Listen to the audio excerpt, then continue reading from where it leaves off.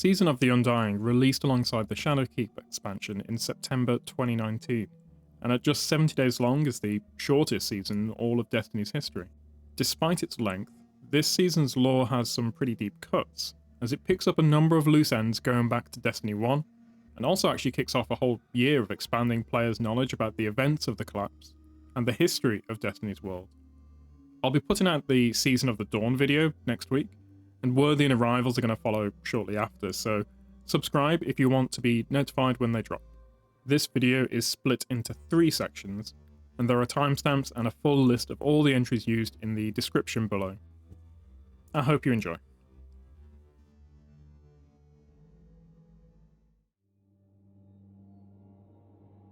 The 227 and the Vault of Glass. Covering the book Aspect, released in this season, supplemented with selected Destiny Grimoire and pre-Shadowkeep lore entries.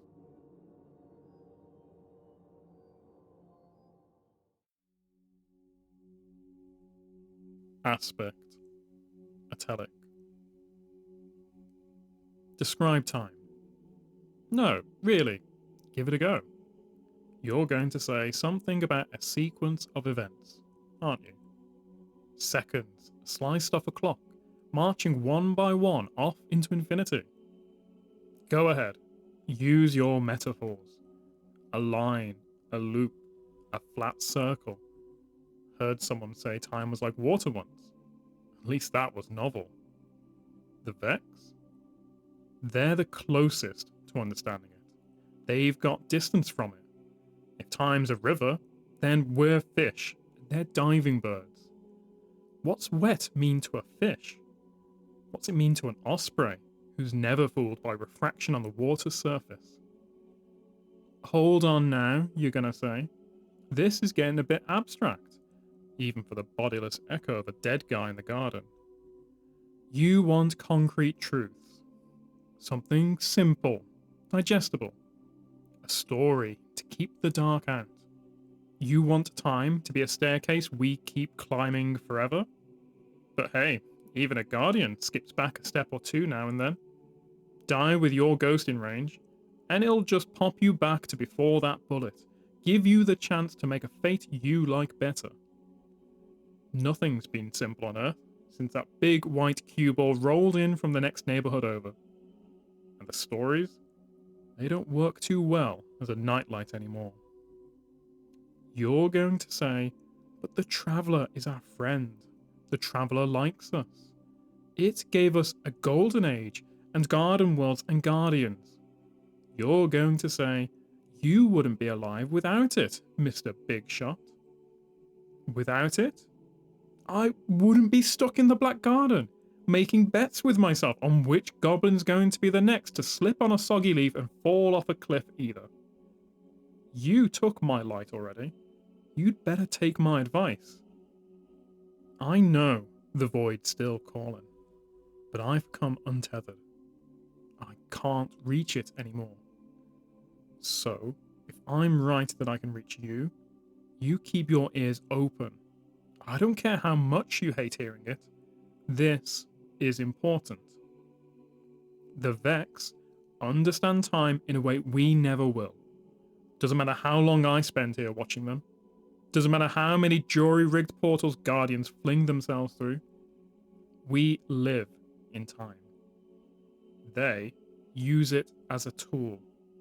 Any moment that's ever happened, any moment that will ever happen, they can go back to it. Play it again till they get it right. Simulate it. The lights are counter to that. They come back, a Guardian comes back. They simulate an ending, a Guardian tears through it. Stalemate. But the Vex in the garden, they bend the knee to the garden's heart. It gave them power till you got lucky. The Vex outside, they made a different calculation. They run. But the Vex inside make the same deal you make every day of your unnatural life. And who's to say that deal won't start paying off for them again sometime soon? You can't understand the Vex. and you don't want to understand the heart. But is your ignorance any more forgivable when it's willful? Lots of questions and not a lot of answers. Better take care, or you'll drown in them, surely as you'll drown in time, whether it's anything like a river or not. You see?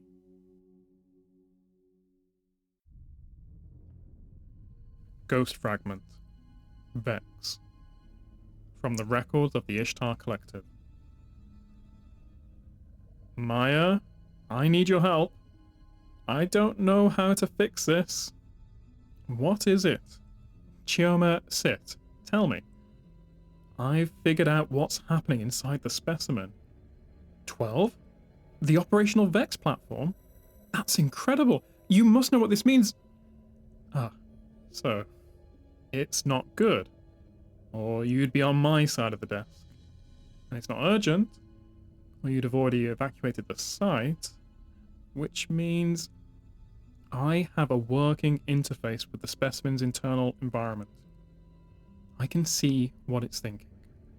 In metaphorical terms, of course. The cognitive architectures are so... No, I don't need any kind of epistemology bridge. Are you telling me it's human? A human Merkweld? Human qualia? I'm telling you it's full of humans. It's thinking about us. About? Oh no. It's simulating us. Vividly, elaborately, it's running a spectacularly high-fidelity model of a collective research team studying a captive Vex entity. How deep does it go? Right now, the simulated Maya Sundaresh is meeting with the simulated Chioma Essie to discuss an unexpected problem. There's no divergence. That's impossible. It doesn't have enough information. It inferred. It works from what it sees and it infers the rest. I know that feels unlikely, but it obviously has capabilities we don't. It may have breached our shared virtual workspace. The neural links could have given it data. The simulations have interiority, subjectivity. I can't know that until I look more closely, but they act like us. We're inside it. By any reasonable philosophical standard, we are inside that Vex. Unless you take a particularly ruthless approach to the problem of causal forks, yes, they are us. Call a team meeting. The other you has too.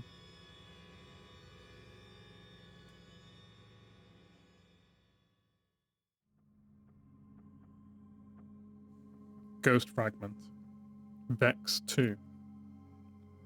From the records of the Ishtar Collective. So that's the situation as we know it, to the best of my understanding. Well, I'll be a This is extremely That thing has us over a barrel. Yeah, we're in a difficult position. I don't understand.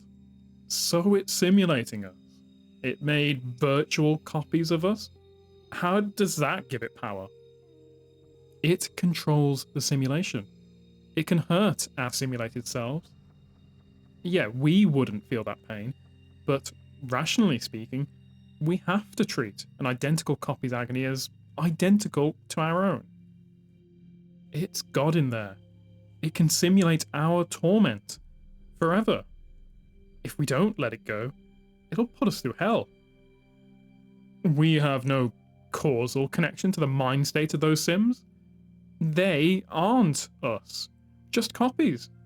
We have no obligation to them. You can't seriously. Your own self. Idiot. Think.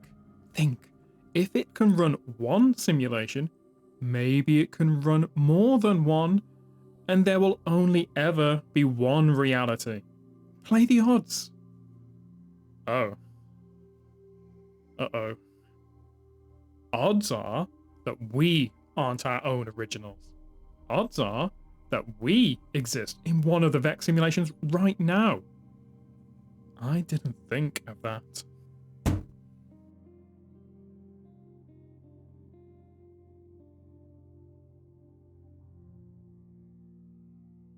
Ghost Fragment, Vex 3. From the records of the Ishtar Collective. I have a plan. If you have a plan, then so does your sim, and the Vex knows about it. Does it matter? If we're in Vex hell right now, there's nothing we can. Stop talking about real and unreal. All realities are programs executing laws. Subjectivity is all that matters. We have to act as if we're in the real universe, not one simulated by the specimen. Otherwise, we might as well give up. Your sim self is saying the same thing. Chioma, love, please hush. It doesn't help. Maybe the simulations are just billboards. Maybe they don't have interiority. It's bluffing. I wish someone would simulate you shutting up. If we're Sims, we exist in the pocket of the universe that the Vex specimen is able to simulate with its onboard brain power. If we're real, we need to get outside that bubble. We call for help. That's right. We bring in someone smarter than the specimen, someone too big to simulate and predict. A war mind. In the real world, the war mind will be able to behave in ways the Vex can't simulate. It's too smart. The war mind may be able to get into the Vex and rescue us. If we try, won't the Vex torture us for eternity? Or just erase us? It may simply erase us, but I feel that's preferable to the alternatives. I agree. Once we try to make the call, the Vex may react. So let's all savor this last moment of stability. You two are adorable. I wish I'd taken that job at Clovis.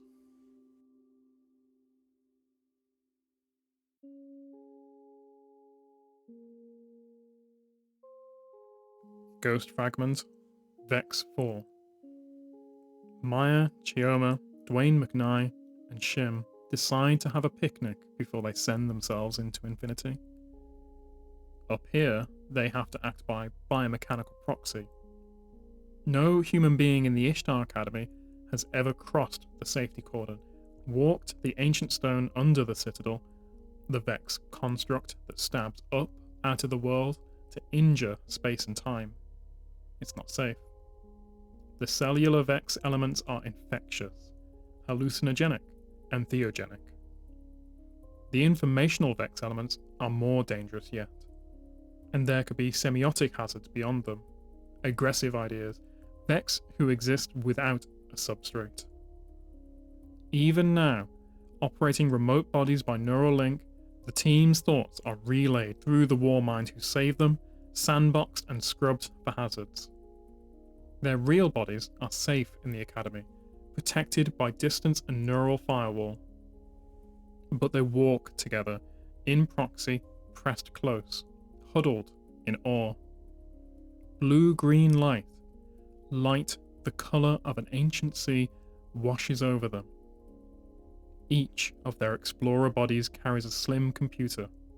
Inside, 227 copies of their own minds wait, patient and paused for dispersal.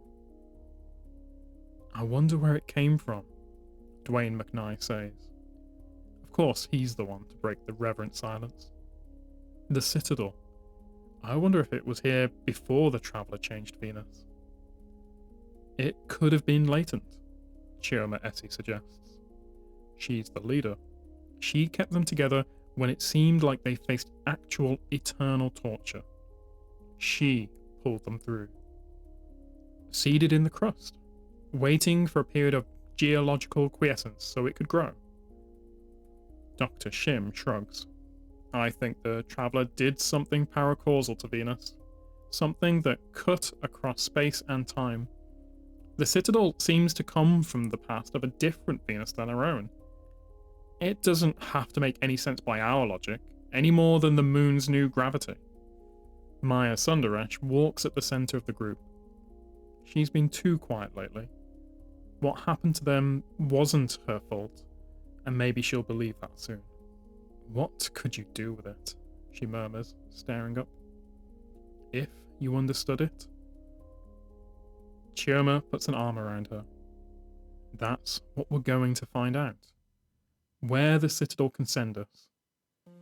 Whether we can come back.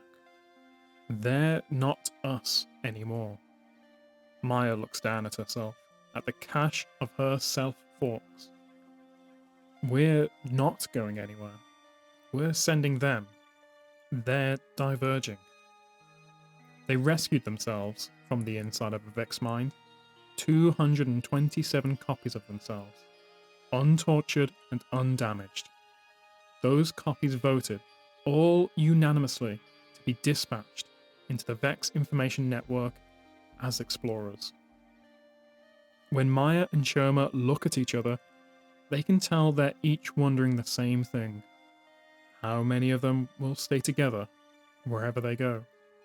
How many Fork Mayas and Fork Chiomas will fall out of love? How many will end up bereft, grieving? How many will be happy, like them? Chioma tries a little smile. Maya smiles back, haltingly, and then, sighing, unable to stop herself, grins a big, stupid grin, and everything is okay grin. Shim makes a loud, obnoxious awe at them. Dwayne McKnight is still thinking about paracausality, and doesn't notice. They climb. When they find the Vex aperture they plan to use, they overlay the luminous stone and ancient brassy machines with images of sun and sand.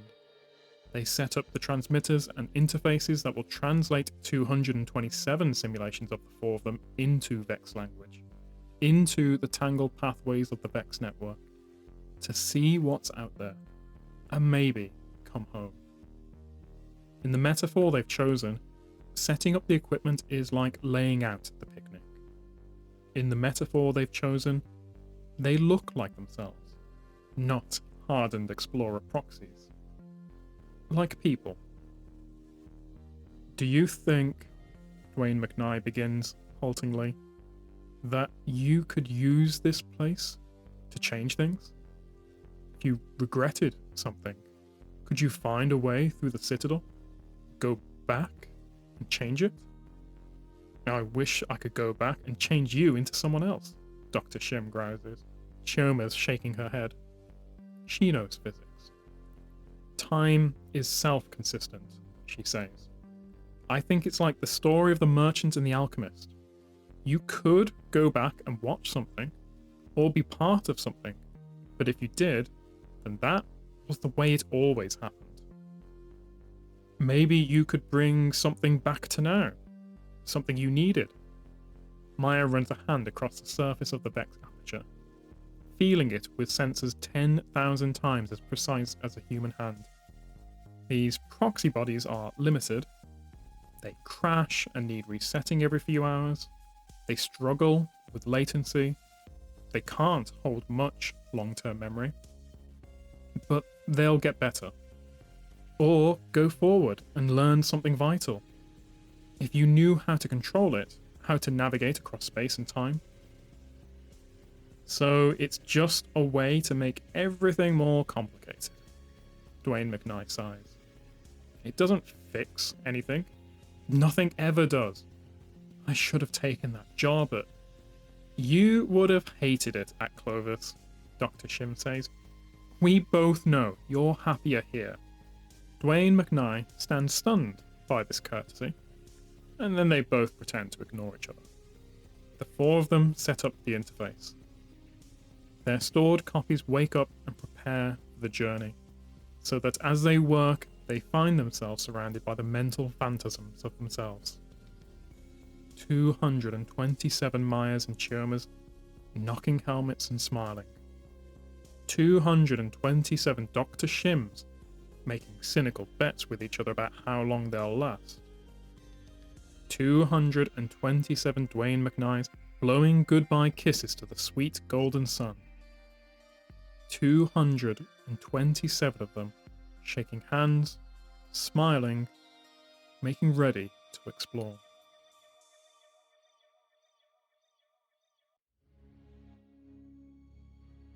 Volative 227.97. Here's how it goes. You and Maya and Shim and Dwayne McKnight take your first cautious sliding steps out into the Vex information network. You get your footing. You've got to translate everything into metaphor to understand it here, and this is like tightrope walking on a greased line. You and Maya lean into each other. Shim slips, and you help him up. You explore. You go on. 227.3. Here's how it goes. You and Maya and Shim and Dwayne McKnight take your first cautious steps out into the Vex information network. You've got to translate everything into metaphor to understand it here, and this is like doing a Fourier transform on yourself down the blade of a sundial. You fumble a step, and Shim and Dwayne McKnight hoist you back up between them. You come up with a pair of skinned knees, but it's fine. You explore. You go on. 227.218. Here's how it goes.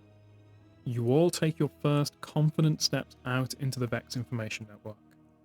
Maya says it feels like trying to get down a mountain on a surfboard. Dwayne McKnight makes grim pronouncements about avalanches, but he does this from a step ahead of you. You're all eager to get started. You come to a place that's a simulation of a world you don't recognize. Hills rolling with grain that's just faintly iridescent. The colour of their stalks an echo of the purple sky. Something in the distance calls out. A bird, maybe. Something that might be the traveller lies on the distant horizon, a moon-sized eggshell discarded on the ground. It's spider-webbed with cracks. No light emerges from them. Dwayne McKnight walks too quickly, not testing the ground. He's gone before you can blink, fallen through an unseen edge of the simulation. When you move to where he disappeared, tilting your head at a certain angle makes the world give itself over to empty black with glowing wireframe edges that don't do anything to illuminate it. Tilt your head back, and there's nothing but purple wheat and the far-off call of an unknown bird. We have to go after him, says Maya. We can't just leave him. You're all still shocked. Faces drawn. Shim bends for a rock, squints, and tosses the stone underhand at the edge of the simulation. It disappears before it can hit the peak of its arc. He shakes his head. You and Maya repeat the experiment. Heads cocked like nervy sparrows. When your rocks hit void, they disintegrate first into wireframe, and then into black nothingness. You retreat. You put up a marker at the rise of a hill for all the good it'll do. You mourn. You go on. 227.7. You lose Shim. 227.33. You lose Dwayne McKnight. 227.200. The four of you cobble a radio together to contact the other teams.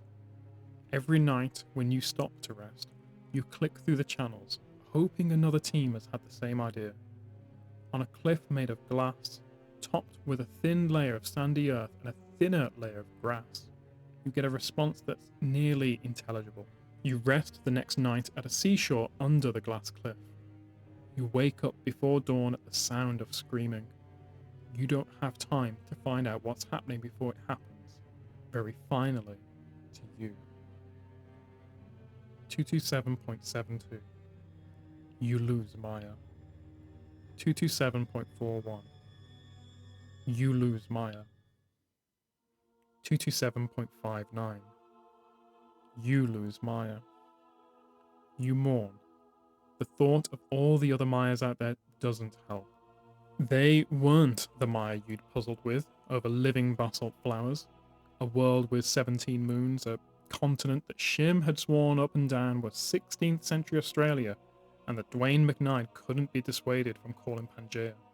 You'd found a simulation with a city where you discovered a jewelry store, picked out a necklace, brought it home to her, and wished her a happy pseudo-anniversary. Maya didn't like bracelets, said they always fouled her work. Her hair had been getting shaggy again and was due for a trim. She could never decide whether or not to grow it out. She laughed at you lifting weights to maintain simulated muscle, but she spotted for you all the same. There are other Mayas out there, layers of them all the way up to the original wherever she is. You hope they're doing well, but that doesn't stop you from missing this Maya. Missing whatever arguments and discoveries you'd have shared in the rest of the lifetime you'd promised to one another. Shim and Dwayne McKnight pull you up from beside Maya's marker. A basalt lily rests on top of it, petals thin enough to let light through. You go on.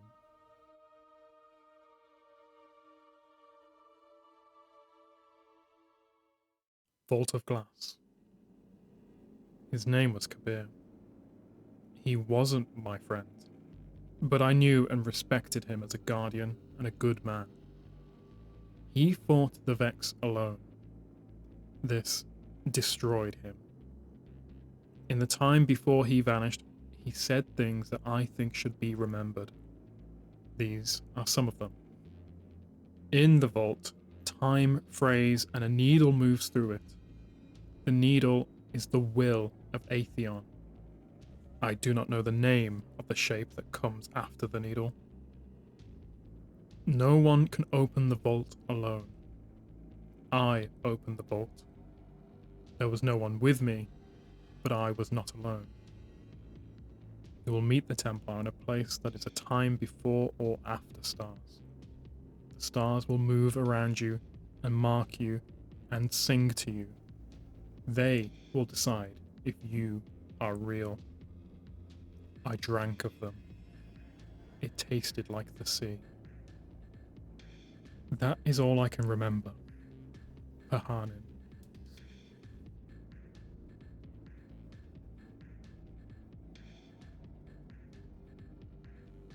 Relic.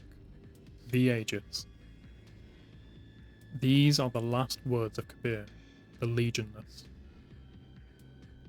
I have destroyed myself to do this. They have taken my ghost. They are in my blood and brain. But now there is hope. I have made a wound in the vault.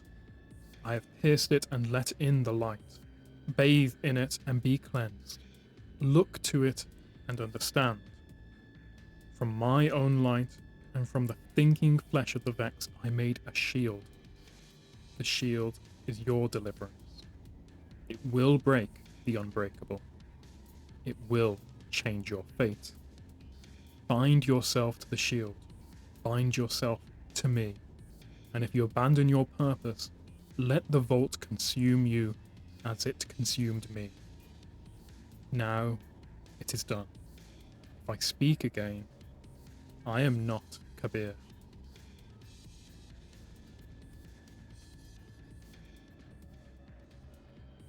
Kabir's glass ages. Kabir stopped them in the vault of glass. But what did he start? While joined, glass, sky, case, past. Return, impossible. Grazing, rocked, major, distilled. Case, present. Return, vestigial.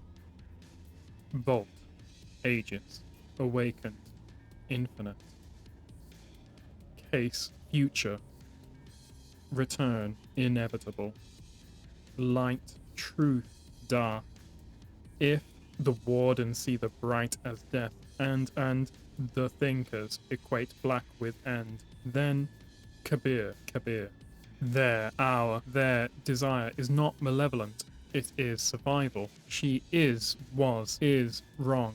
There is no evil. There is no despise. There is no separation. There is harmony inside if you allow it. It was not done. I speak again and was wrong. I am still him and I am now them.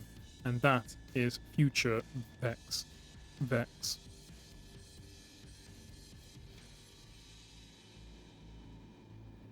Paradox Daily. A quest from the Taken King expansion where the Guardian investigates a distress signal originating in the Vault of Glass.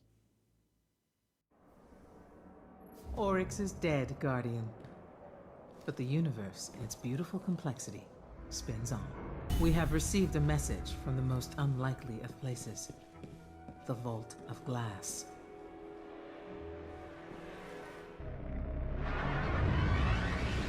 The Vault of Glass.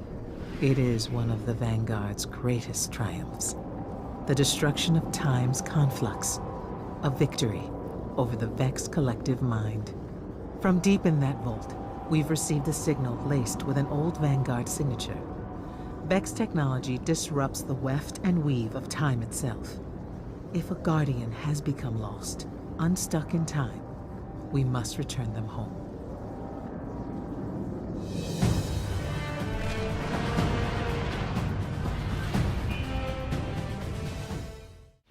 The message we received was this. They want me to send a message. The creatures will soon reach the heart of the vault. When they do, they're gonna destroy the Vex. Once they take the Vex, they'll come for the light. That's why you're here. I have no idea where I am. My name is Praedith, and I was a member of Kabir's fire team. I just hope someone will hear this. Praedith. I've heard that name before. Scattered pieces of gear, references in the margin of a text. He is real. So the Vex have predicted their own annihilation. When did they believe this would happen? Can the calculations of minds the size of planets be wrong? If the Taken are here in the vault, they are at the heart of the Vex collective mind. Imagine the machine planets of the Vex surging with Taken power. This must not be, Guardian. I don't know whether they can speak, now after so long. But if anyone is listening, I came into the vault with two others. Kabir was intense sometimes, and Pahanin was always talking to himself. But they don't deserve this. No one does. I'm tracking the signal. Just a little further. I had a friend back at the tower. She used to say, Praedith, there's always room in the mind for hope. It's the crack that lets the light in. The Vex have no hope. No imagination, no drive, no fear. All they have is the pattern. Everything must fit. If it can be made to fit, good. If it can't, it gets cut away. That's it. That Hydra is causing the block. Take it out or we may never find Kraven. I think... Yes, we've cleared the vault of Taken. For the moment, anyway. I think that's it. They're closing the door. I lift. Just remember, tell them, I lift. Signal's gone. But I can pinpoint the source. These bones are centuries old. There's a faint echo of light. This was a Guardian once. Ikora, I'm sorry we couldn't bring him back. Do not apologize. Guardian, you have reclaimed his name from oblivion. In a way, he lives again in the Vanguard archives. Kabir and Pahanin, Praedith, and the Vault of Glass. Because of you, his tale will be told. They think this is the end of them. A path with no escape. And yet, Here they are. There they were, and there they will be, and there they will have been. For them, there is no paradox. There is only the pattern. And the pattern needs the Vex to see it to completion, and so the Vex must be for the mind of the Vex. Is that faith? Welcome to the end of the Vex, their immutable future. Enslaved to a will they don't understand. A will long dead here. Dead eons ago. But then they won't end, will they? Because you're here. The Vex won't spare the city. They won't even thank you. But that's the thing about light. You never know where it'll shine. Another dead ghost. This is... Wait. I think this is Pradith's ghost. She's still got files in her core memory. They're marked with future war cult headers. I bet Lakshmi will want to see this. Future war cult faction rep. Lakshmi 2. There is nothing Lakshmi 2 likes more than secrets. Her origins are unknown. Her appearance in the city was abrupt. She courts select guardians for initiation into the higher mysteries of the future war cult, espousing a brutal philosophy of endless struggle. Those who can tolerate Lakshmi's mocking hints and bloody-minded philosophy find her surprisingly good company. She seems to take genuine joy in her work, as if the secrets she guards have taught her to treasure every moment.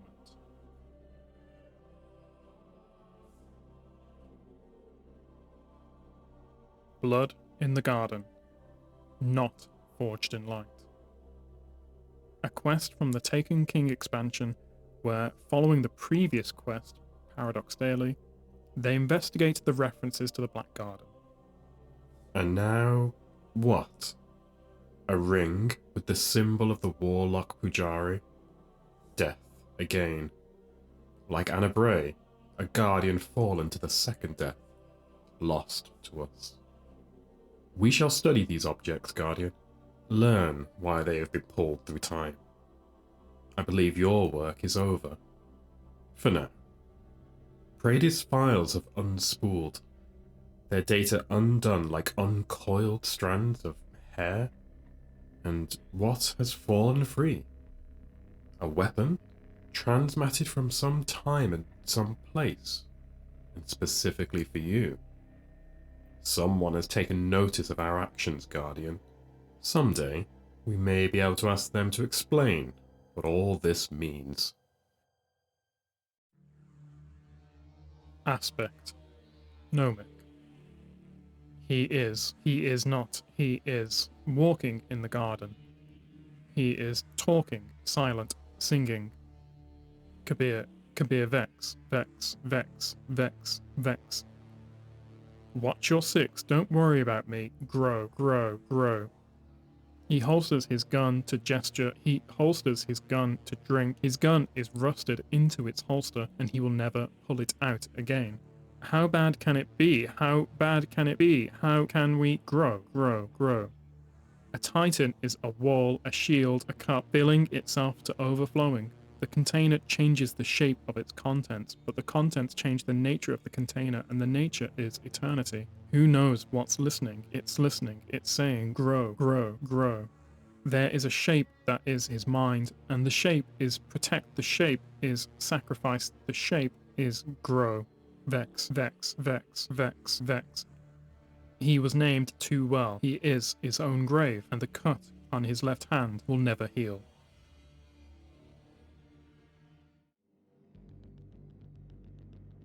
Mystery. Pradith's door. Pradith opened his eyes. The receiver sputtered to life. It had taken him the better part of a decade to get his crude comm scanner working, and another few years to get it transmitting. Now, in the brief windows of time when the door to his cell opened, he would call for help. He sighed, a deliberate act that caused him to cough roughly. He had no idea how much longer his body would hold out. But then, that kind of thinking was all relative here, wasn't it? Praedith stared at the sprawling mass of metal and wires, listening to the tinny sounds coming from his makeshift speaker. Before he spoke, he always made a point to listen. The words, the concepts that flowed into his mind confused him. Timelines and potentialities that might have already happened, might happen, might never happen. A pattern was ever dancing in the edge of his vision. At times like this, when the world rushed past him, he had to hold tight to the fact that he was still breathing. He would often focus in on the intake, output, in-breath, out-breath, breathe, breathe, breathe. Hours later, he blinked, refocused. The static had stopped. He had missed a window. Once, he would have cursed and spat. Now, he just shook his head. A weak movement of the neck. The Vex had decided their end. The Guardians had interceded. The Vex were fallible. If the Vex can be wrong, if they can make mistakes, someday he could be free. Someday he might leave the vault, might see again the Traveller.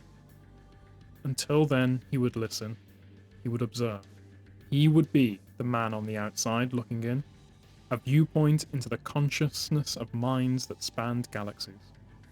He would try to understand the Vex. Praedith closed his eyes.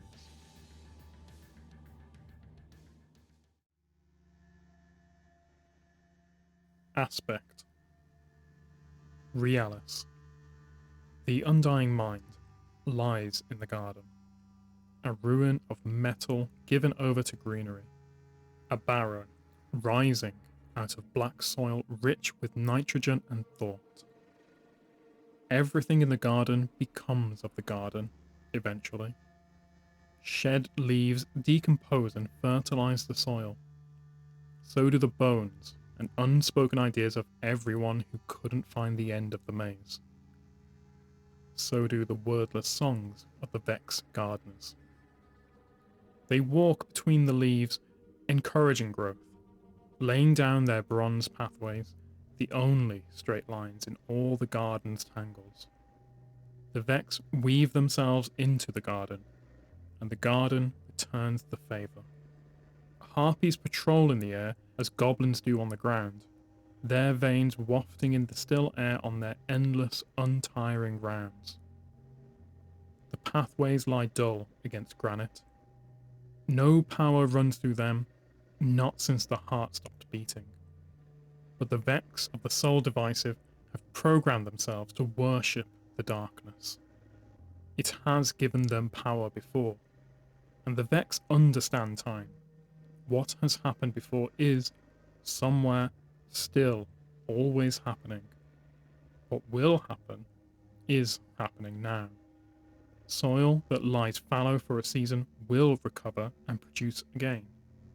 Power that wanes will wax again, if the ground is ready for it. The harpies stop where they are, a shudder running through each of them in order from one end of the garden to the other.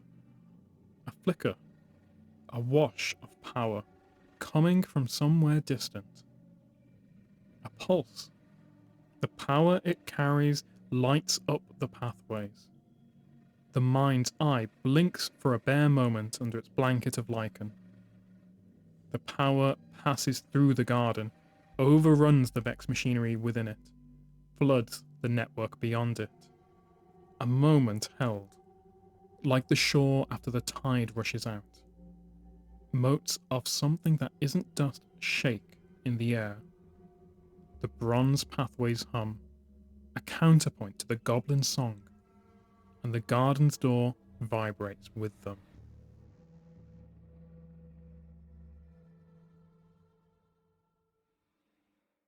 Mirrative. He's had this hallucination before. It's not that good, as hallucinations go. Pradith's radio is talking to him. Voices rising out of the static. He wishes it at least use a familiar voice. Pahanin, or Tycho, or Kabir. He'd even take a Mir at this point. He turns his head toward the radio. His cheek scrapes against granite. It hurts, vaguely, the same way everything does, muffled by too much time and not enough light. You said that already, he tells the hallucination, helpfully. It squawks. I did? When? Last time, or the time before. Chronology is a lost art in this cell. Alert! Spelunkers contact band 227.97 something sky shot potential. His voice fades. It hurts to talk. Say again? The hallucination has a new voice this time. Sharper, male. Nearly Mirish. The band number. Pradith rolls back over to face the ceiling, blank as always. He sighs. He's catalogued constellations in its speckles, cats and ghosts, and a squid or two. Excuse me, whoever you are. The first voice is back. We're calling from band 227.17. If you were contacted by another 227 group, we really need to know. You said that last time, too. A third voice interrupts. Did the other group use this radio frequency? They did. Pradith hasn't had the strength for fiddling with his radio lately, in new attempts to contact the world outside this cell. Hasn't had the strength for much but counting off meaningless intervals of time, waiting for the next window to chance a message. We've tried this frequency at least a dozen times over the past month. It's never worked before. Then what's changed? The question shakes him out of his torpor. Pradith sits up, a wave of nausea following, and he repeats the question out loud. Maybe it's not a hallucination. Maybe he's finally breached the walls of the vault somehow. Maybe he has a chance. Hello? Are you still there? All he gets back is a wash of static. Whatever signal he was picking up, it's gone.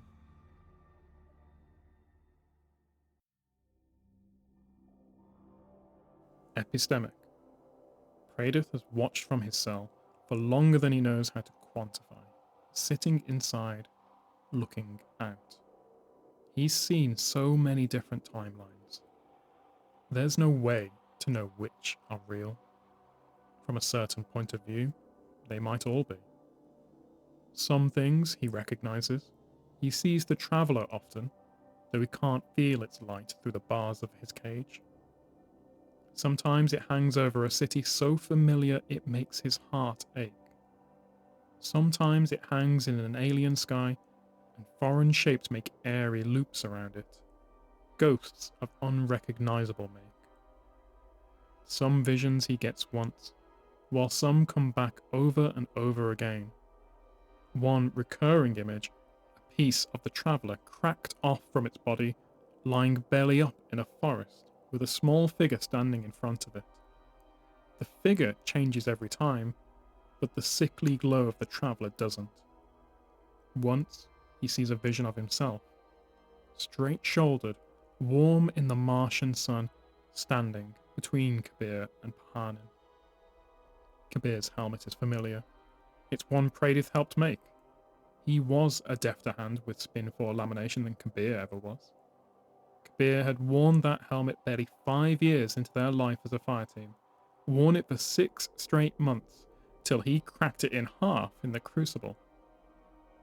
That vision makes Pradith weep. Desiccated as he is, he didn't think he had it in him. The vault shows him Mercury, again and again, recognizable only thanks to the scale of the sun in the sky. Sometimes there's rubble hanging in space, a planetary ring still forming. Sometimes there's nothing but rubble, and when he turns, He doesn't see any of the other planets in the system. Gone, somehow. Eaten down to the crumbs. Pradith wouldn't mind those visions so much if he could only feel the warmth of that colossal sun. His hands are always cold here in the vault. He sees waves of aliens cross the solar system's threshold, emerging into the light from outside the heliopause. Some of them travel with the air of eager, conquering armies, paint fresh and banners snapping. Some of them move as if they're on the run from something behind them out in the galactic dark. He watches the movements of the Vex. He learns to tell them apart. The shining silver ones, the brass ones with backswept horns, the ones with eyes glowing white. Occasionally, scattered among them, are pockets of Vex stained with verdigris, their arms trailing shawls of moss. All the other Vex keep away from those ones. Twice he's seen other Vex fight the mossy ones. It looks like the other Vex are frightened of them, as much as Vex can be. Some timelines have veils drawn over them, a darkness too thick to see through. They push back against Pradith's sight, resisting. All the timelines he sees could be true for some living thing. He doesn't know which are true for him. He doesn't know if that's a meaningful question to ask. He asks it anyway, and he keeps looking. There's no reason not to. He's got all the time in the world.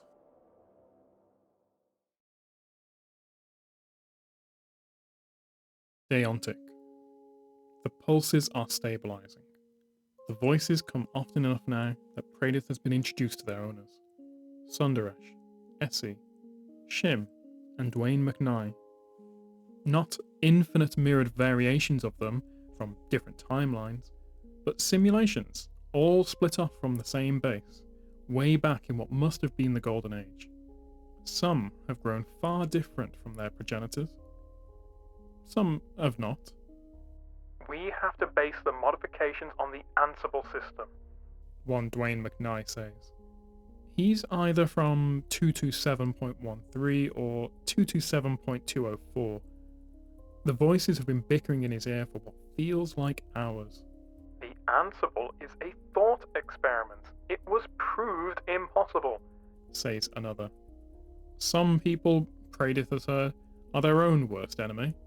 In the case of Dwayne McKnight, this might be right. An impossible machine could be the only solution to getting us out of an impossible prison. So how do you propose to build it? Finally, a decent question. Pradith jumps in. What materials would we need, hypothetically?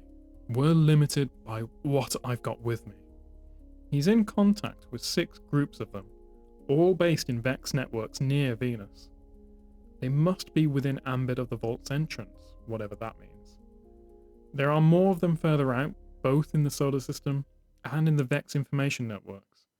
Up to 221 more, apparently. There must be a way to contact them too, to use whatever let them connect with him and go even further, till they can figure out why now and what's happening, what the Vex are doing. What do you have with you?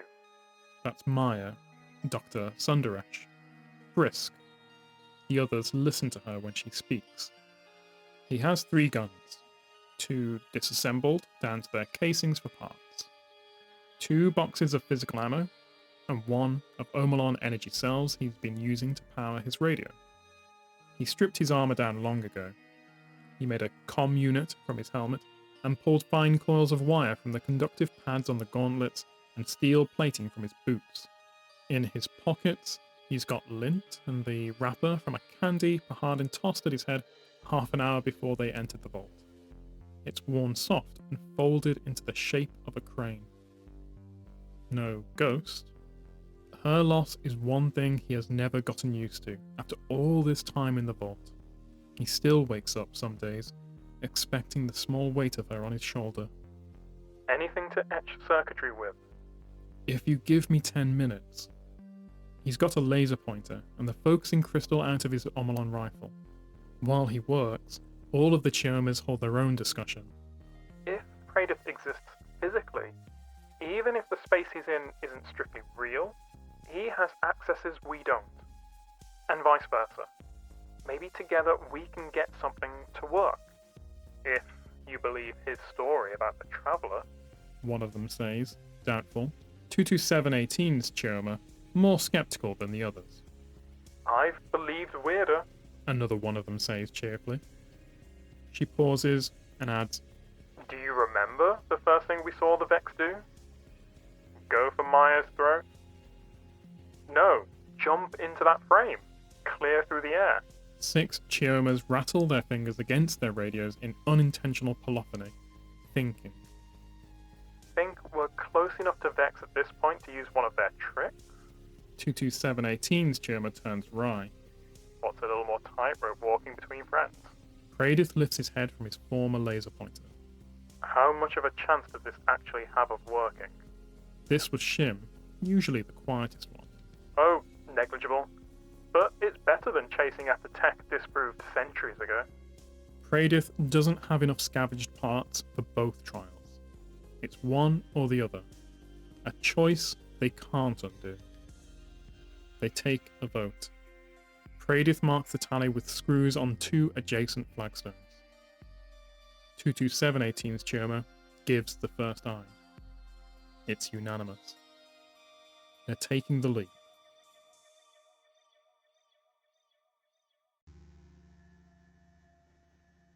Joseph. The pulses from outside the vault come quicker now. More copies of the Ishtar Collective team arrive, using them for a boost, leapfrogging in from the dark. Their messages are getting out there, out to the ends of the Vex networks. The pulses are getting strong enough that Shim thinks they have a chance to boost data even beyond the network to physical reality. Whatever physical reality means to them, and to Praedyth at this point, lifetimes deep in Vex projections. Praedyth is attuned to the rhythm of the vault. When another pulse lines up with that momentary weakness that lets his radio work, he pushes a message through. It doesn't bounce back. It has gone through. He whoops raggedly. A dozen Ishtar Collective scientists return the cheer. They start to send messages scattershot, wherever they can, whenever the pulses climb high enough to boost their signal. That works for a while. Then the pulses get too strong, strong enough to destroy the integrity of the messages. Instead of skimming along the top, riding the waves, the messages tumble through it and shake apart under its power. If they're getting strong enough to unravel data, it could be they're getting strong enough to carry something heavier than a pile of code. It's worth a try, Praedyth thinks. Anything is, at this point. Something is coming. A tidal wave's shadow looming over every timeline he can see. Its peak rises sharp over the Earth, breaking the Terminator's arc with a deeper darkness. The city can't escape it. Praedyth carves messages into the last functional pieces of his gear. Anything that can serve as a bottle for his messages, thrown out on time's ocean. And what does a Guardian pay more attention to than their equipment? They'll catch someone's eye, somewhen.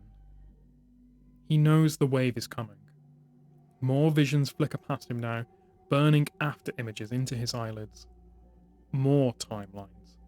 A possibility or eventuality he doesn't know. Lost to the encroaching dark. He knows they won't be able to handle it alone. He knows they need a warning. They need to know it's coming. Soon.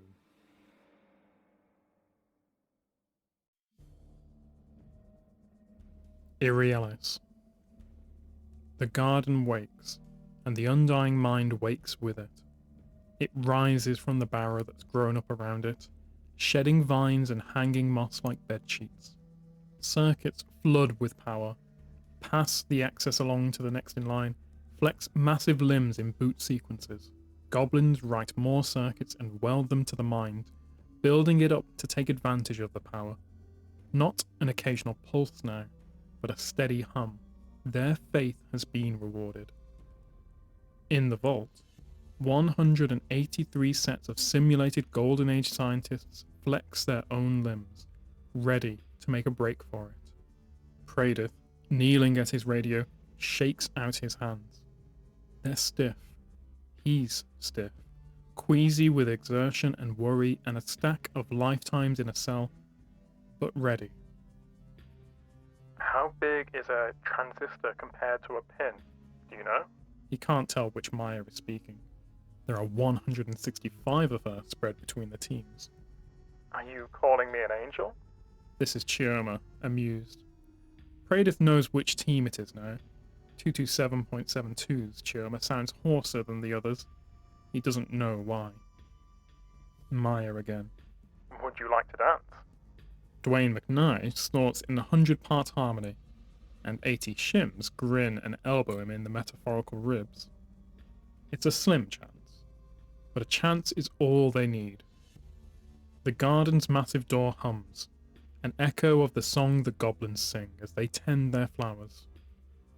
The first Minotaur readies itself to step through, shield coming awake around it. Everything that has happened is, from a certain point of view, always happening. Everything that will happen is happening. If you know how to slice the ribbon of chronology thin enough, you can step through to find the necessary moment. If you know how to tear it, 160 Mayas reach for the Chiomas by their side. 158 Chiomas reach back. One Praedith, waiting for the conductor's baton to drop. Uncountable Vex in the garden, waiting for the same event, a synchrony none of them notice. Somewhere, a veil is always lifting. Somewhere, Kabir is always dooming himself. Somewhere, a door is always opening. Somewhere, they are always stepping through.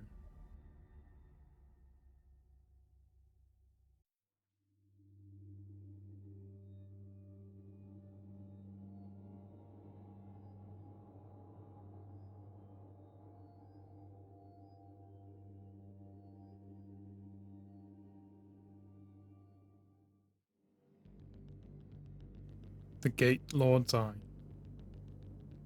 It looks through you, toward the infinite. An iris unfurls. Our gaze caught. Cortex clutched. Suspended. A million lights bend inward, pulled on a wave of enigmatic tone.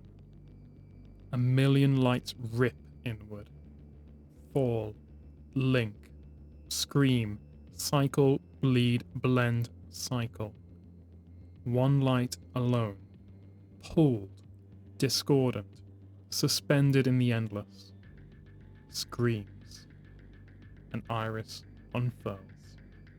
Run, run, run. An iris unfurls. Run, run. An iris unfurls. Run. Blink. An iris folds in.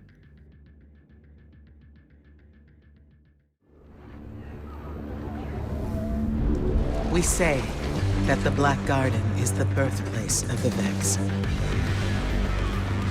But it was not the beginning. It was the reason. The life in the garden called out a question. The Vex are the answer. They will do anything to protect the garden. In these things, there is symmetry. The gateways have opened. The Vex are coming.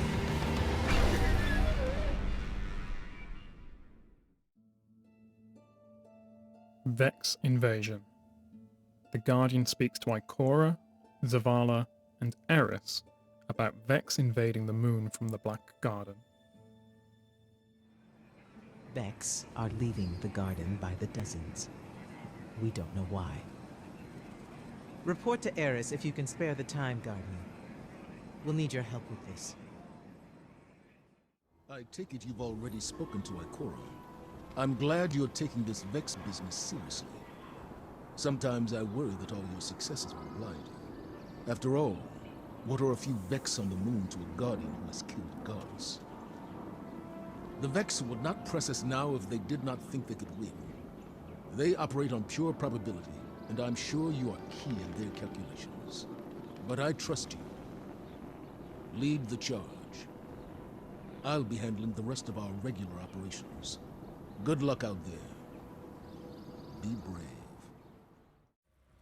The Black Garden lies open. As we speak, Vex are spilling out onto the moon, drawn by the pyramid's influence. Countless more are sure to follow. Our problems, it seems, are multiplying. If the Vex drive us off the moon, we'll lose our access to the pyramid, and with it, any hope of stopping the nightmares. This threat must be contained before it grows beyond our ability to contain it. My focus must remain fixed on the pyramid. This task then must fall to you. You and Ikora both. Push the Vex back.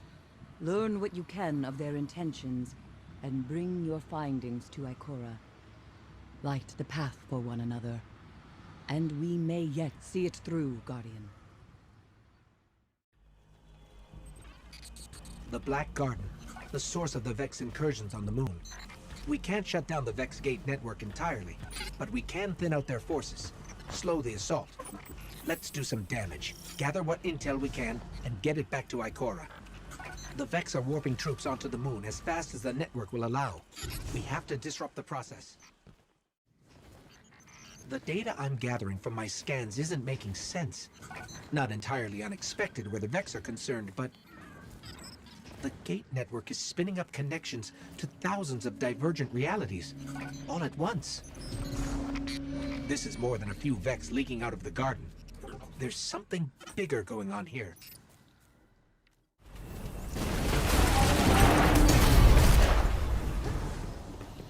We did it. That won't stop the incursions, but it'll buy us some time. And we got the data we need. Transferring to Ikora now. Let's get back to the tower. The first of many. Following completion of Vex offensive missions, Ikora has identified the cause of the Vex invasion. I've been studying incoming recon data from Luna. It all points to the same thing. The Vex have resurrected an ancient Hydra that we call the Undying Mind. The name says it all, really. We fought it many times before. Its primary directive is to take control of the Black Garden. Its secondary directives could result in the destruction of the Traveler. It's moving between timelines, hiding itself. It's learned from its past mistakes. But so have we. I'll come up with a plan. But I need time. And I need more data. I'm counting on you. Pattern breaking. After some time has passed, Ikora has come up with a plan for dealing with the Undying Mind. The Undying Mind. If we could kill it now, we could secure Luna from the Vex. But the mind is moving between timelines, making copies of itself in hundreds upon thousands of different realities. A difficult problem with no elegant solution. I don't think we need elegance. We need brute force. Imagine a portal, tuned into the Undying Mind. One that would allow us to summon it from any timeline. If we had such a portal, we could kill it in hundreds upon thousands of different ways until there's no where, and no when, left to hide. I think we can make such a portal. It won't be quick. It won't be easy. But if we hold the line and work together, we can do it. My friend, happy Festival of the Lost. We're making good progress on this portal. Guardians like you have been contributing data, supplies, intel, you name it. I can't remember the last time we all came together like this. The Red War, I suppose. There's a saying that Osiris once taught me. We are dwarves standing on the shoulders of giants. Every truth we discover, every victory we win, is only possible because of those who came before us. Take time to rest and enjoy the festival. You've been working hard. To destroy a mind. After some more time has passed, including a short break for the Festival of the Lost, Ikora's portal has been completed, and it is time to bring matters to an end. This is it, Guardian. This is our chance to kill the Undying Mind for good and contain the Vex on Luna. The portal works. Zavala and I tested it ourselves 24 times. That's 24 timelines where the Undying Mind will never return. Still, hundreds, thousands more timelines remain. It will take all of us working together to stop this. Gather your fire team. Fine-tune your loadouts. It's time for us to do what we Guardians do best. Get in there and fight. Final assault. The Guardian returns to the Black Garden to lure one of the many copies of the Undying Mind into a fight. Canonically, many Guardians take part in many runs of this mission. Last time we faced the Undying Mind, the Vex were trying to seal the garden and resurrect the Black Heart. The object of their worship. Darkness incarnate. I wonder if that's still the case. Or if the pyramid forced a change of priority. There are hundreds, maybe thousands of copies of the Undying Mind lurking in the network. The only way we'll put an end to the Vex incursions on the moon is by destroying every last one. We've got a lot of work ahead of us. This fight is just step one. Ikora's portal should wrench the Undying Mind from wherever, whenever, it might be hiding. Be ready. Once the beacon is deployed, there's no turning back.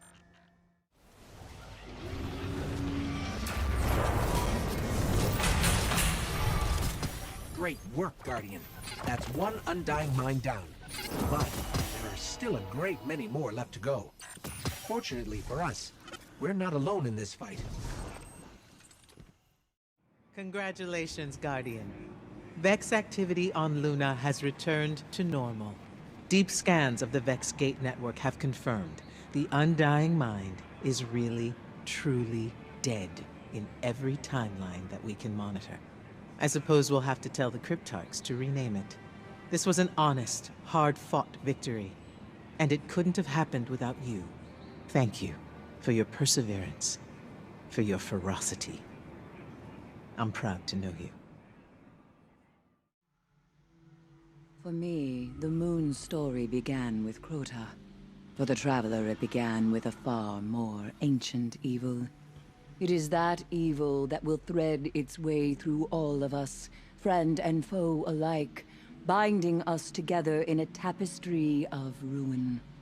The Undying Mind may be dead, but the threats around us only grow stronger. Transcend yourself, Guardian. The battle on the horizon will take more than power or cunning to overcome.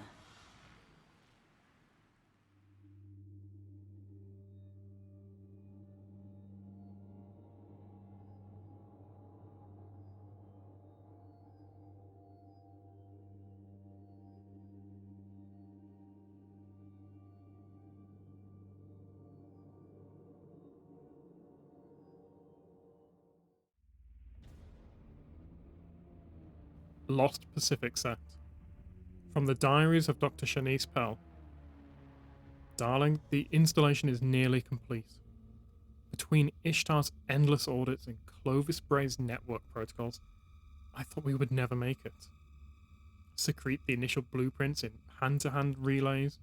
Recruit personnel brave enough to challenge the Traveler at its own game. Secure mining rights in the belt for materials. I remember when it was just a dream in our hands. At last, the freedom and silence to pierce interstellar space for our own answers. Tomorrow, I'm bringing the girls to see the navigation probe launch. They still ask about you from time to time. I just tell them that's why we're out here. To find you. Lost Pacific Gauntlets. Send a deep space probe toward the anomaly. I want to know what it is. Lost Pacific Vest. The probe's initial data makes no sense. And then the signal died? What have we found? Lost Pacific Helmet. I need more data. And put the lab on yellow alert. Lost Pacific Boots. This research has to get out. Even if I don't, people have to know what this anomaly is. Last recording of Dr. Shanice Powell.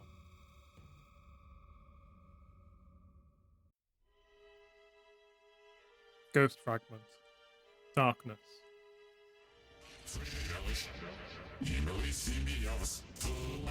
Secret Hadal Instant. AICOM Rasputin. Soul Sex Send SXISR. Deep Space Contact. Contact. Contact. Transient. Null Source. Null Type. This is a Skyshock alert. Multiple distributed ISR assets report a transient near extrasolar event. Event duration 0.3 seconds. Event footprint includes sterile neutrino scattering and gravity waves. Omnibus analysis detects deep structure information content, 9 sigma, and internal teleonomy. No hypothesis on event mechanism, flag acausal. Bootstrap simulation suggests event is directed and inimical. Convergent Q-Bayes Monte Carlo probability approaches 1. No hypothesis on deep structure encoding. TCC NP hard. Source Blue Shift suggests imminent solar entry. Promote event to Skyshock OCP extinction. Activate Voluspa. Activate Yuga. Cauterize public sources to secure ISIS. And harden for defensive action. I am invoking Karahay White and assuming control of solar defenses. Stop, stop, stop. Last Days on Kraken Mare. The Sixth Seal, Part 1. It's real, Mia van der Ven decides. We evacuate. Citizens first, then the Old Guard. And we assume that we're never coming back. No one breathes. Down beneath their meeting table, pouches of farmed salmon, beef on culture, buttered carrots and bok choy drift in the slow turbulence of the sous vide bath. On Maya's 100th anniversary as the new Pacific Systems and Facilities Administrator, she cashed in all, well, not quite all, her favours and installed a pocket restaurant beneath her table on the command deck. She liked the edible metaphor, the idea of watching your food slow cook all day before the meal. Savour the future you're making. If she's right about what's happening now, then there will be no more long-term thinking, no more patience, and maybe no future at all. She waits for Ziana to boil over first. Ziana's the water-ocean expert. She has the most to lose. Finch tiny, Ziana McCaig slams her fist down with not a tenth the strength that her chimp splice muscles could summon. Now? Now? We can't leave now. We just finished the borehole. We're 1 day from a crewed expedition into Titan's biggest secret. And you want us to just leave it all? I do, Maya says sadly. Mori Yamashita, her lead diver, leaps in with the details she can always trust him to catch. Boss, if we abandon the borehole and the waterlock, all the equipment down there bathing in liquid methane, hydrogen sulfide, carbolic acid. Leave it too long and we'll lose everything. There are almost 3 million people on this arcology and its rigs. Connectivity supervisor Ismail Barat's Zen Shura training distills his attention down to a single laser bright point. He is here with Mia, even as his brain drifts on 100 different data feeds. If you're serious about evacuating, we'll need to slot people into smile pods and move them as bulk freight. It's the only way to get the population out. There'll be economic damage, there'll be deaths. This is a false alarm. It's not a false alarm, the good man says. This voice Mia didn't expect, but only because he's the new guest at her table.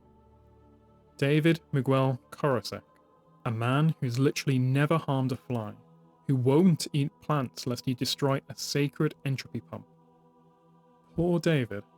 He came here to make first contact with new life, the wonders that flourish not in Maya's ocean, the methane sea of Titan's surface, but in the enormous water world that lies below Titan's 50-kilometer ice shell.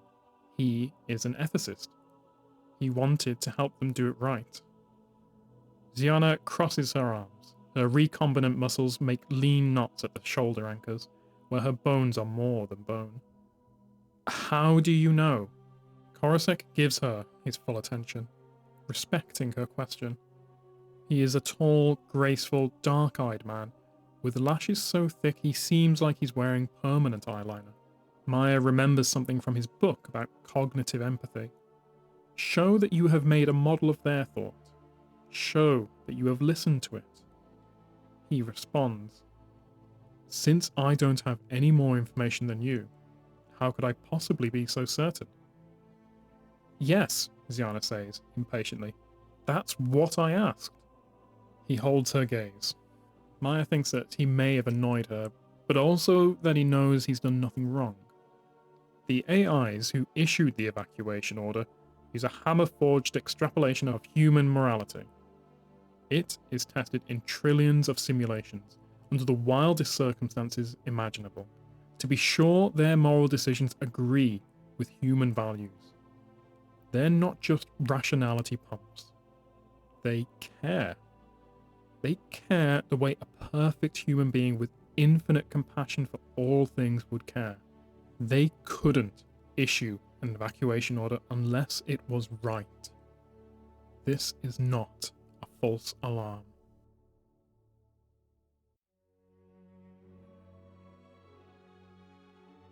The Sixth Seal, Part 2. Everyone has had their say. Maya puts her hand down on the cold tabletop. We are going to evacuate. Ziana, call Babatunde and get the Daikoro up from the borehole. I want them moored in the submarine pen in 3 hours. We'll start podding civilians in the domes, then use local blue water shipping to haul them out for orbital pickup. She likes to call the surface ships blue water, even though Titan's oceans aren't water or blue. It reminds people she's old-fashioned. Then we evacuate the ship crews. Then we go. Ismail Barat opens his mouth to say something. She will remember, afterward, the way all the fine hairs of his immaculate beard whispered off each other in that last instant before it happened. An alert detonates in her sensorium. And when everyone else at the table, except Ismail, flinches in surprise, Maya knows that she has just watched a history bomb detonate, a blast of irreversible change. I guess it's not a false alarm, Mori Yamashita murmurs. The alert scrolls through Maya's mind, in that hallucinatory screen space that matches but never impairs normal vision. Traveler departs Io, terraforming incomplete, accelerating toward Earth, behavior unprecedented. Sometimes Maya thinks she can feel the new Pacific arcology moving beneath her, as if the flex of that 160-meter substructure of plasteel and spin metal that anchors New Pac to the ice shell is also a flex in her sinews. Maybe, like Ziana, her bones are more than bones too, and whenever that happens, she thinks, gasoline rains from the sky here, and it is minus 180 degrees Celsius outside, and no matter how comfortable we grow, life is tenuous here. Human life, especially. And now, it's going to end. She says to her crew what she will say to the mayor. We've got to get everyone off this city. Wherever the traveller is going, that's where it's safe. Then she looks to David Korosek, who made his name as the good man by proposing humanity's best and most rigorous theory of the traveller's morality. The traveller will protect us, no matter what happens, correct? David looks back at her with all the heartbreaking honesty of a child. Yes, he says, it can't do anything else.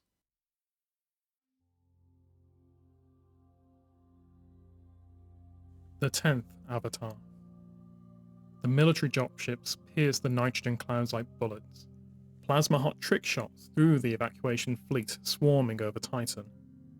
By the time Ishita Bhattacharya Garcia has calmed down the panic in traffic control, there's nothing left for Maya to do except pace around the edge of her office in irritation and fire civil airspace protests at the intruders.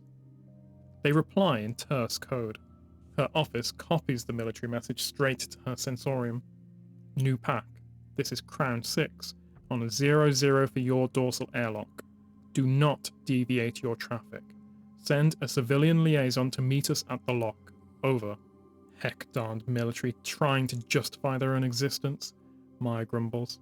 She's been pathologically unable to swear since her great-grandkids. The presence of a famous ethicist at her side doesn't loosen her up. You're right.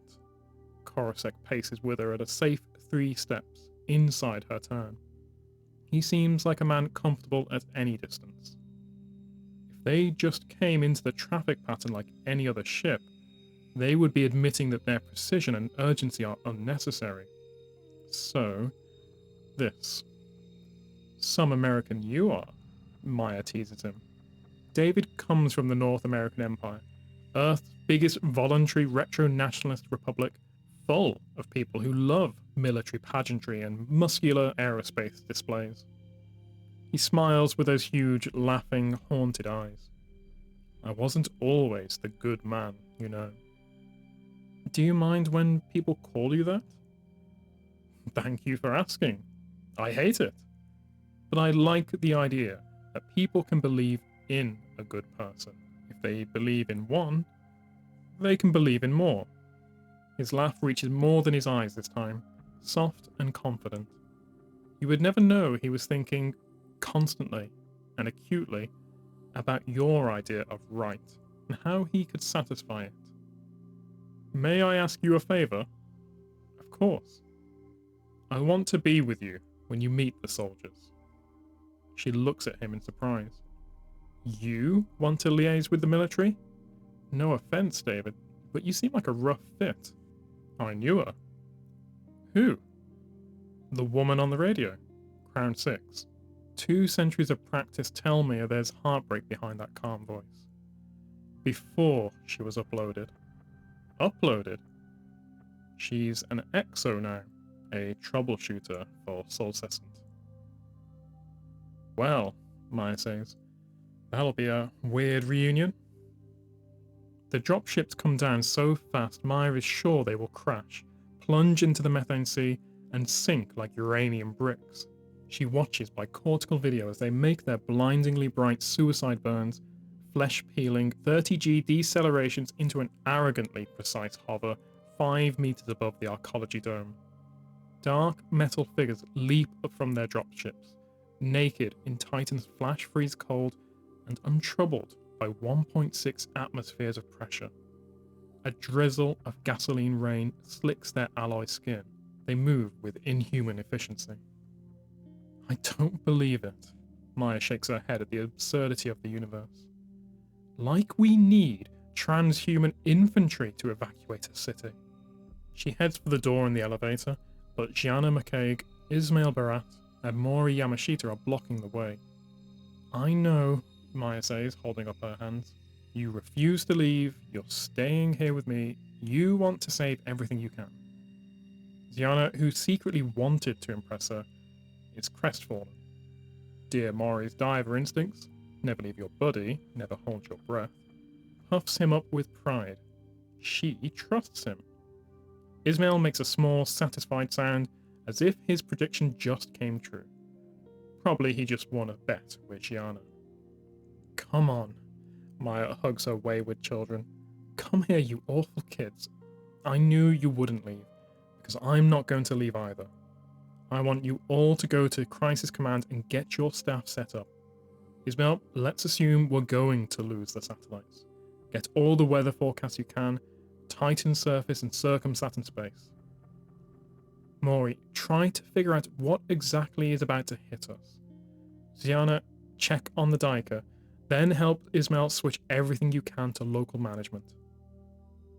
On the way to the dorsal airlock, Maya flicks through the camera feeds, statistics, and telemetry, watching over the evacuation effort.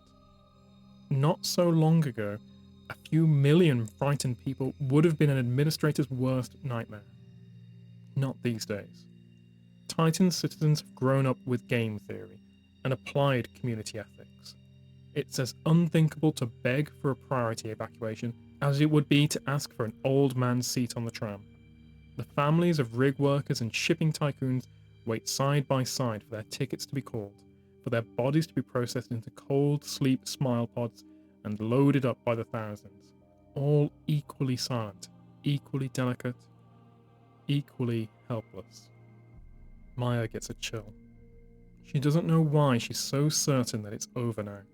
This calm, enlightened goodness, this collective decency. But she is. You're scared? David asks quietly. Not scared for myself. For everything. For what we've built. We built it well, David assures her. This is when we'll be our best.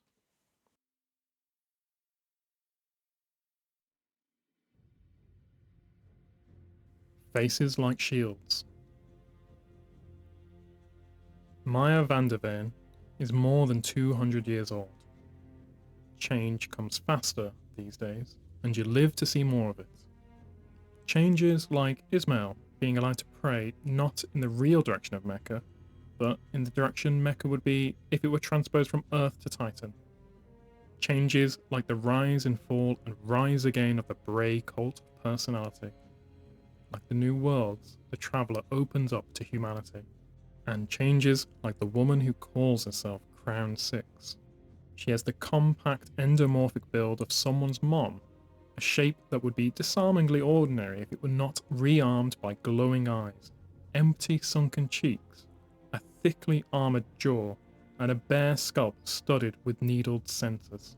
The petrol stink of Titan's atmosphere washes off her, mingled with the clean, astringent bite of airlock spray. Like all exos, she was once a person. Someone who gave up her flesh for the tenuous immortality of a war body. Maya, unfairly, thinks she looks like an angry mannequin. Welcome to New Pacific Arcology, Maya says. Far beneath them, the lights of residential stacks dim and flicker out as people report to their plodding stations. Information kiosks flare up in distant blue, flashing directions to the lost. A vacuum robot scurries along the catwalk behind them. Administrator van der Veen, the woman says with careful consideration. Thank you for your welcome. She turns back to collect some item of equipment. An etiquette flash blinks in the air beside her, totally unpersonalized. It's just the standard warning against substrate chauvinism. Hi, Morgan, David Korosek says, with a softness Maya has never heard before, a softness not meant for her ears. Are you happier? It is as if he has waited a long, long time to ask that.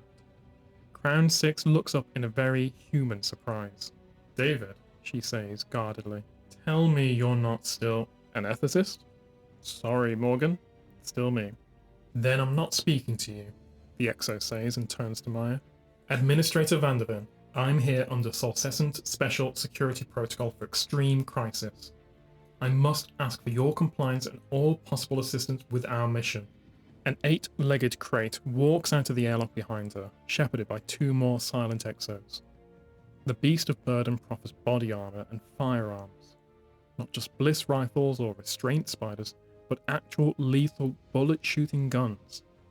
No, Maya says, with more heat than she intends, but not more than she feels. I won't allow you inside with deadly weapons. This is a legally autonomous settlement, chartered under... Morgan points a bladed hand at her. The symbolic suggestion of violence alone is shocking enough to cut Maya's sentence short. Administrator Vanderven, there is a Karahe White emergency in effect. As an AI comm operative, I have the right to use force where and how I see fit. So if you don't get me where I need to go and help me remove any obstacles from my goal, I will realign you with my mission parameters. She cocks her head. It's so human. Am I clear? Are you threatening to shoot me? Maya stares at the exo woman in disbelief. She hasn't seen a gun in nearly 50 years, and now they are not only coming into her habitat, but they're also pointed at her. I won't shoot you. The needles of Morgan's skull glitter, but I will tell you that I could, if I found it necessary. This is wrong, David barks. I know you, Morgan. You believe in sacrosanct human will and the primacy of an informed individual agency and the need for powerful actors to obtain consent. The person I knew would never... The person you knew might have had time for this conversation, Morgan says with vicious remove. The pronoun dance suggests shared personal history that Maya has no business asking after or caring about. I don't. Administrator, my team will now proceed to Shanice Pell's lab to secure our objective. If you're with me, maybe it gets done faster. If not, maybe it gets done messier. Your choice. Of course. Of course it's about Shanice Pell. Who else? A silent alarm throbs in Maya's sensorium, like a snake coiling around her wrist. Down in the residential blocks, one of her citizens has lifted one too many boxes and manifested pre-symptoms of a heart attack. EMTs are on the way, so it probably won't be the day's first death. Probably. Life burns so easily. It's her job to stand up to those who forget that. I'll escort you to the lab, she says. May I assume that you're interested in containing some data at the Pell Lab? Should I close our airspace? We are in the middle of... You'll do nothing, Morgan says, confidently, but incorrectly. I'm killing all your satellite uplinks except for text and basic flight telemetry. Who ordered this? Maya demands. On what grounds can SolSec impose some high-handed protocol on my arcology? Morgan does not make the obvious correction. Not who ordered this, but what.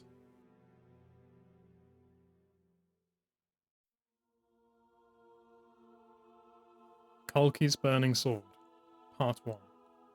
The beam kisses the rising shuttle and cuts through it like a wire through a block of butter, as if the ship and everyone inside were as thin as the hydrocarbon sleet.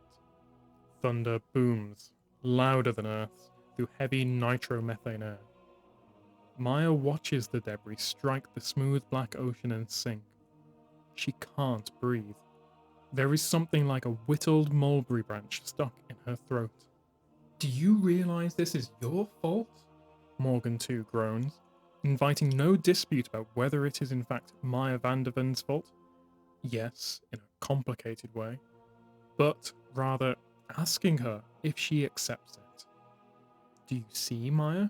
Do you see how you killed them? It was a good plan, she thought.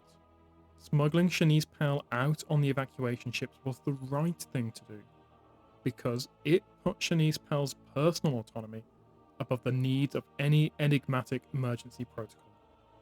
Because it gave Shanice a choice about what to do with her data, instead of yielding that choice to Morgan and her exos. Why? David Korosek whispers. Morgan, you murdered all those people. Why? It should have worked. Maya never betrayed herself to the Exo's electronic warfare with a telltale signal. She didn't warn Pell with a crude mechanical sign, like a blinking light or a gushing faucet, that a watching AI might detect. She hid her alarm in the social chaos of the archaeologist's evacuation. Simply by failing to renew a hold order, she allowed one of her security frames to detain a Clovis Bray executive in Dome 2. The Clovis corporate embassy sent a team to unsnarl the situation, and that unexpected Clovis sortie triggered Shanice Pell's Sentinel programs and kicked off her red alert evacuation protocol. She was already evacuating, just like everyone else, but now she believed, correctly, that someone was after her. Shanice and her lab ran before Morgan's exos could reach them. Ran with the data Morgan came to silence. The probe. This must be about the Pell Deep Space Probe. That demonstration of self-sufficiency that caused such vicious, quiet controversy. What did it find? When Morgan 2's network senses warned her of Pell's flight, Maya thought she'd won. Saved the radically self-sufficient scientist from the big bad war mind and its paranoid goons.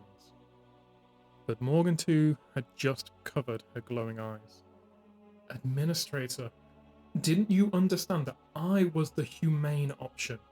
Didn't you think?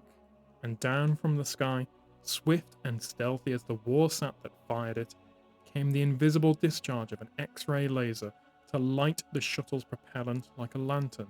The beam path was hot white, straight as poured silver, collapsing instantly, a crash of pure tone thunder as the tunnel of burnt air closes in on itself, and the shuttle, opening like a ghastly blossom, the shape of a thing going upward very quickly, no longer in one piece. Oh no, Maya had gasped, not understanding at first. Was it an accident? Had the phantom disaster finally arrived on Titan and struck its first blow? This was the age of life, and governments did not, ever, use force against human beings. There were always alternatives. Every soul sacred, every evil treatable. Then she understood what the war mind had done.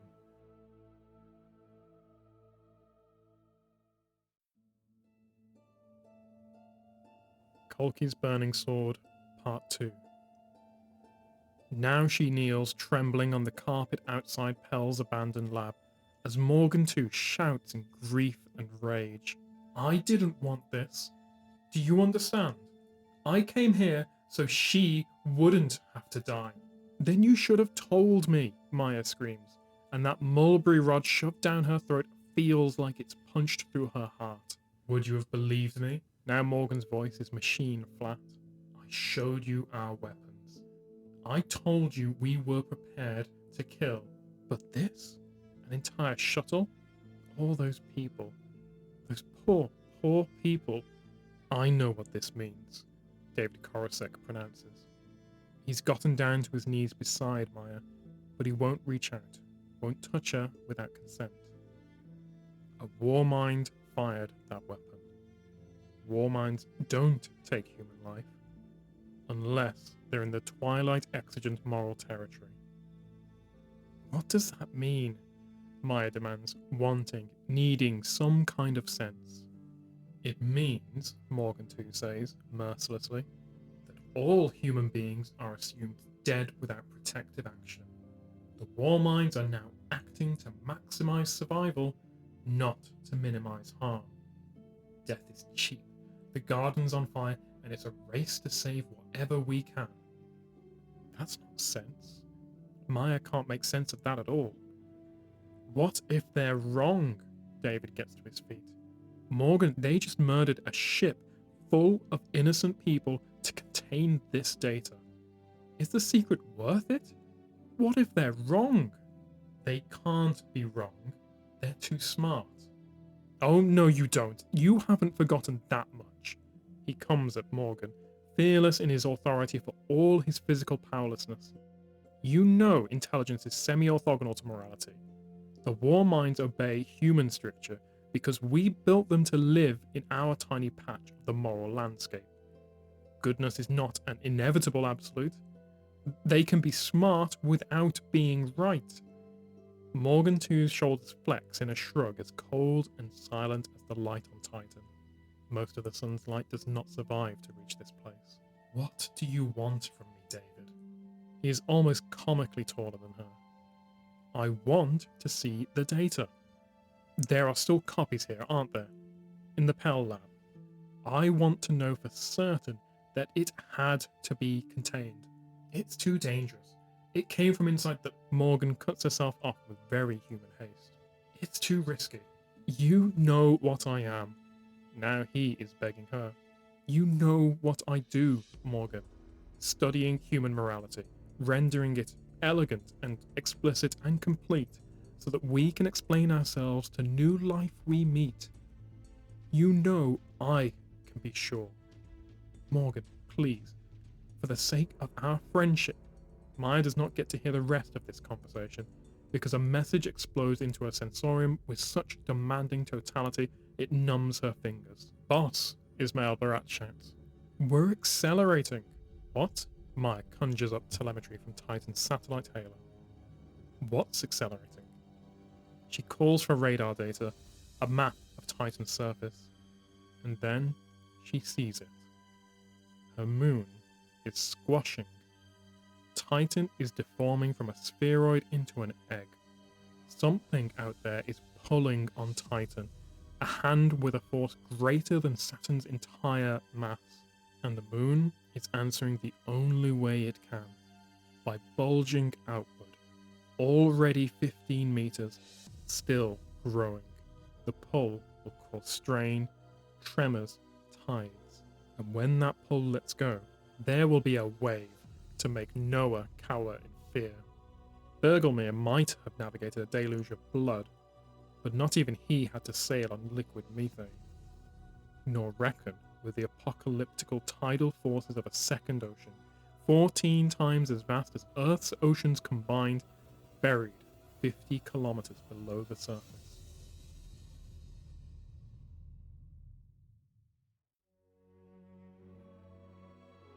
Sundown distress.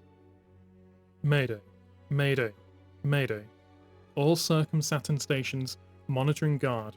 This is New Pacific Arcology, declaring a sundown loss of habitability event. We have 2.9 million souls aboard. We repeat, Titan is no longer safe for human life. We are experiencing massive tidal forces of unknown origin. Our physics cluster detects mass growl, phaeton strikes, and sterile neutrino scattering. Possible origins include a compact dark matter object, a lambda field influence, or a polarized gravity device. Satellite LiDAR confirms a tidal bulge of 40 meters. 400, repeat, 400% of ordinary tidal deformation and growing. We anticipate massive cryoseismic activity as the tidal effect recedes. Total crustal reflex will trigger a multiple hypercenter icequake swarm. Surface effects catastrophic. We are attempting to decouple tidal anchors and loosen the arcology substructure. Blue water vessels are now transporting frozen citizens to lifters. We require all available ships with interplanetary capability to receive refugees. Contact New Pacific Titan traffic control on approach. Be advised that we have no contact with any Circum-Saturn ships or stations, and we are transmitting in the blind. This message will now repeat. Mayday, Mayday, Mayday. All Circum-Saturn stations monitoring guard. This is New Pacific. The Water Sun, Part 1. Mori Yamashita dives through bad water.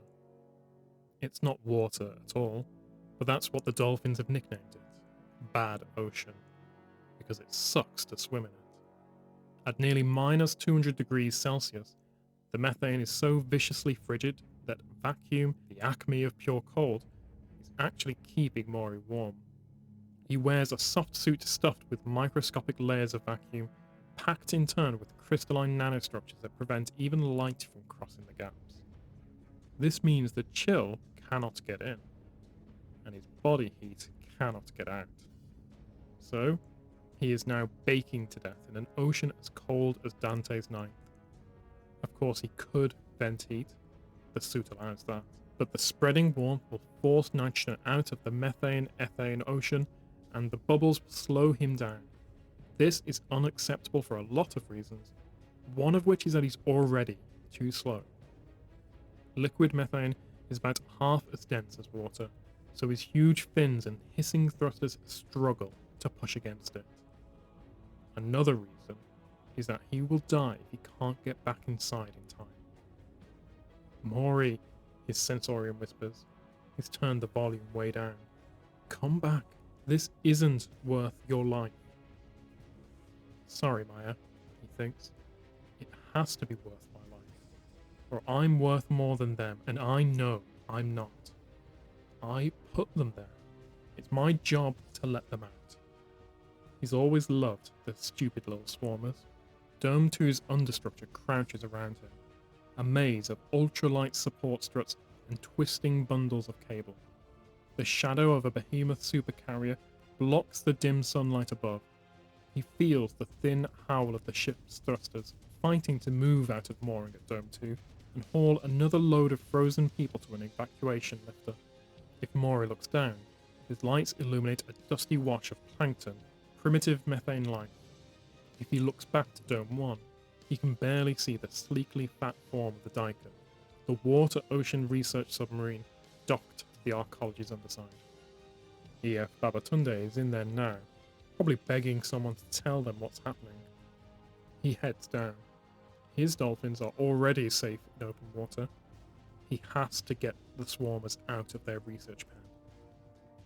Tidal anchors decoupled, Ziana McCaig reports. Dome 1 substructure is as loose as I can make it. Dome 2 is showing temperature faults, but I've got drones on the way. Maury, please, we have no idea what will happen when the quake hits. Get back in here. I'll be back in a few, he promises. I'm just going to cut the research pen open so the swarmers can get free. Oh Allah, Smell Barat whispers. It's gone. What's gone? Maya demands. The tidal pull, the ghost mass, it just left. The moon is collapsing back to spheroid shape. I'm detecting primary waves in the subsurface ocean. It's a quake. It's a quake. Maury, get away from the substructure. Get clear. Maury imagines 60 plus meters of bulging moon, Titan's mass, hauled up into a teardrop pointed at the sky, suddenly released, smashing and scraping and grinding back into equilibrium. Cracks in the ice, spewing plumes of water and ammonia, continent-sized shells, slamming and rebounding and carving like bergs. The whole vast inner ocean sloshing back into its shape. The swarmers, he says, and he jettisons his buoyancy tanks. Without that lift, he is so much denser than the bad water around him that he plunges like a skydiver toward the cross brace below, where the swarmer pen is anchored. Titan's gravity may be gentle, but even gentle acceleration adds up. He hits hard, and the spin metal surface blasts the air out of his lungs. He gasps and gags, scrabbles for purchase before he slides off and falls into the abyss. He's going over.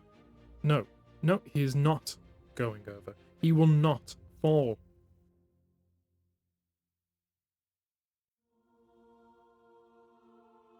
The Water Sun, Part 2. The gecko grip surfaces on his forearms catch and hold. Phew, he says, and he has never meant anything so inane, so deeply. The swarmers seethe and pulsate in the perforated plastic sack.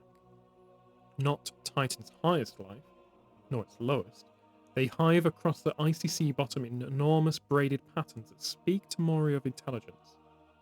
Not individually, not even at the hive level, but some kind of vast concert, conducted perhaps by leviathans down beneath the ice shelf, communicating across the barrier by magnetic whisper that the swarmers receive by organic squids, an ecology spanning methane life and water ammonia life. Why? How? Mori wants so badly to know. But if his curiosity brought the swarmers here, only for them to be caught in the quake, dashed apart against the arcology struts, he'll never forgive himself. He should have set up a remote release, but he was complacent. He gets a fistful of the pen's smart plastic surface and fires the disintegrate signal through his glove. The polymer shreds, and the swarmers scatter, their tiny bodies siphoning liquid methane as they pump down and away. Safe. Safe. I made it, he calls, jubilantly. On my way back up. The quake hits. 150 meters below, the icy bases of Kraken Mare rolls like liquid. The arcologies answer the low geological wail with a cacophony of groans and shrieks, joints flexing, tethers snapping taut, substructures soaking up unthinkable mechanical energy, trying to keep anything from breaking. Something must have frozen hard down in Dome 2's substructure. Something must have grown brittle. The snap is almost spinal. The smashed hulk of a drone tumbles past Mori as he tries to scull backward, away from the super-dense arm of plasteel dropping like a guillotine through all too thin methane to strike him in the... An absence. He's on the ice seafloor, 240 meters down. Someone's shouting in his ear. It's Maya. She's always there in an emergency. Always there for her team. Mori, you're awake. Respond if able. His sensorium tells him he's been in a medical coma while cyto machines fight to save his life. Massive blunt trauma. Concussion. The suit, as ever, tougher than the human being inside. Dome 2 has toppled partially. It's leaning toward the sea on damaged substructure. He should go help. Mori, Maya says, in a level voice he does not recognize. He's never heard her scared before. Listen to me. The quake is over, but a shelf of ice collapsed into Kraken Mare. The displacement wave is coming in now, and you won't be safe on the bottom. You must reach the surface and get above wave level. That will be at least 50 meters. Surface? Wave? About 50 meters? Mori cues a blast of nootrope to clean up his thinking and grunts aloud in shock. He gets it. Oh, he gets it now. He has to run. I understand. I've lost my buoyancy. Ascending on thrusters. He makes it to the surface. He's up there in plenty of time. He can even see Dome 1 still intact, though a lot of the surrounding rigging is damaged. One of the creepy exo-soldiers stands outside, beckoning to him with a laser dazzle, guiding him in. Mori opens his suit wings to their full membranous span. A single mighty stroke of paramuscle cups the air and hauls him up out of the sea. He's aloft. Titan air is thick, and Titan gravity is light, and like a huge bat he can fly. He puts his head down and starts building altitude, headed towards the beckoning Exo. The Exo's laser blinks code at him. Go with God, you poor... Mori looks back. First, he sees the supercarrier, tragically buoyant, tragically light, built for seas with gentle 1-meter tides, but now riding the greatest wave Titan has ever seen, directly into Dome 2's crippled understructure. In 152 kilopascals of air pressure, the pandemonium sound of the collision has the gut-mulching power of a rocket booster. The entire arcology collapses down onto the ship, into the sea. Then he blinks past the devastation and recognizes the sheer scale, the utter speed, the complete imminence of that unthinkable methane wave coming down at him. Oh man, he says.